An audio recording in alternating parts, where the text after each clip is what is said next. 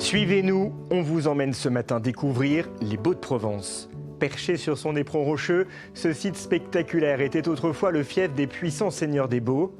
Ce village séduit par les restes de son château médiéval et ses magnifiques panoramas.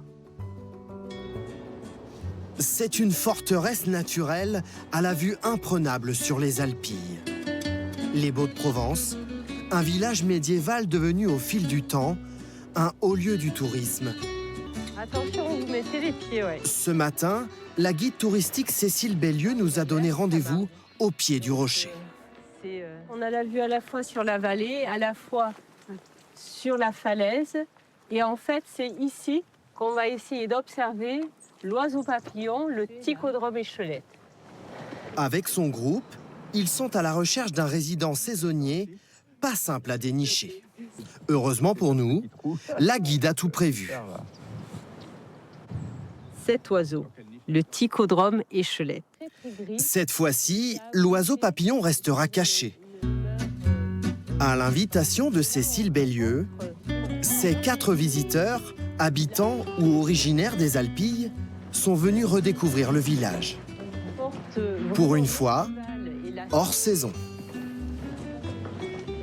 Donc là, vous découvrez la vue qui s'étend jusqu'à la Camargue, le Val d'Enfer ici, et ces roches qui ont été sculptées par le vent. Je visite les Baux le moins possible parce qu'il y a toujours trop de monde.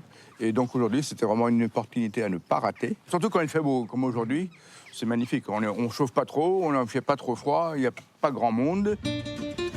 2 millions de visiteurs se pressent ici chaque année.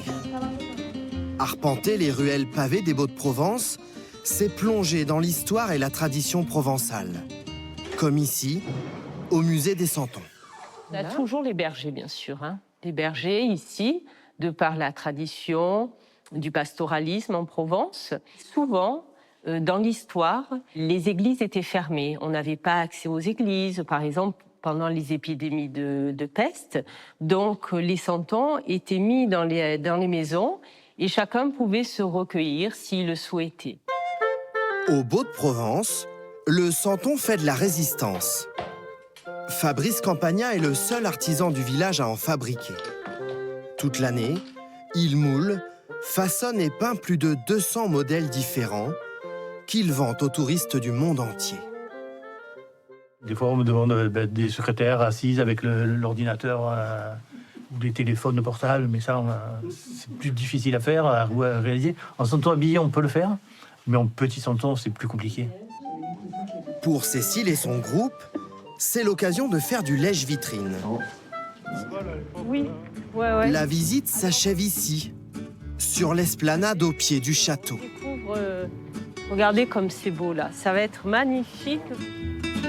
Depuis ce promontoire, un point de vue unique s'ouvre sur les Alpilles. Des champs d'oliviers aux pentes calcaires du massif. Regardez un peu avec les jumelles. Chaque saison est différente, on découvre toujours. Aujourd'hui, on a du vent, alors on a de très très beaux nuages qui animent un peu le ciel de Provence. L'échelle peut vite varier entre je regarde à mes pieds et je suis humaine et je regarde un peu plus loin et en fait je suis un tout petit échantillon de tout ça, quoi.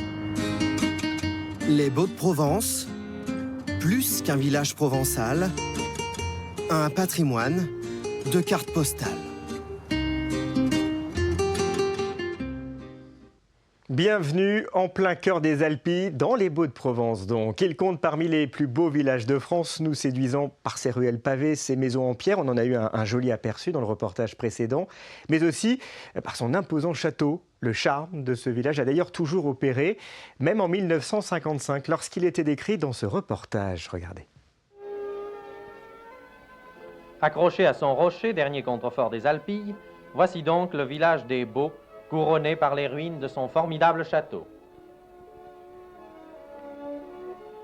L'église Saint-Vincent domine le village qui offre aux yeux émerveillés du visiteur la rue Portemage et sa maison du roi avec ses pignons et ses cheminées, la porte aiguière et sa terrasse, la grande rue et ses maisons du XVe siècle.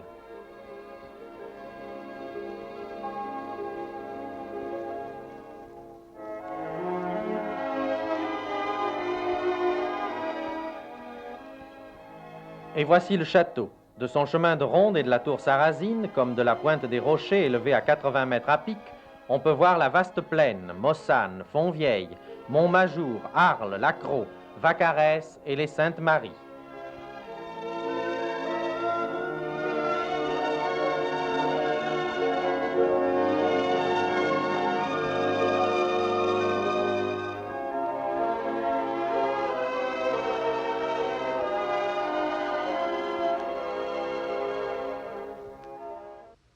Et qui dit Baux-de-Provence dit carrière des Lumières. Ces anciennes carrières de calcaire sont régulièrement transformées en un espace de projection immersive, vous le voyez. Des tableaux de maître, le plus souvent, sont projetés sur les parois du sol au plafond. C'est toujours une belle expérience à vivre. Ici, l'art devient presque sensoriel.